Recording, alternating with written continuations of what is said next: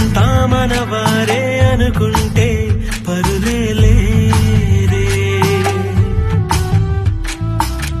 ఒకటే కొమ్మ పువ్వులు ఎన్నో, ఒకటే సంద్రం అలలెన్నో, అణువణువు మన ప్రాణం అందరి కోసం, నలుగురిలో చూడాలి మన సంతోషం.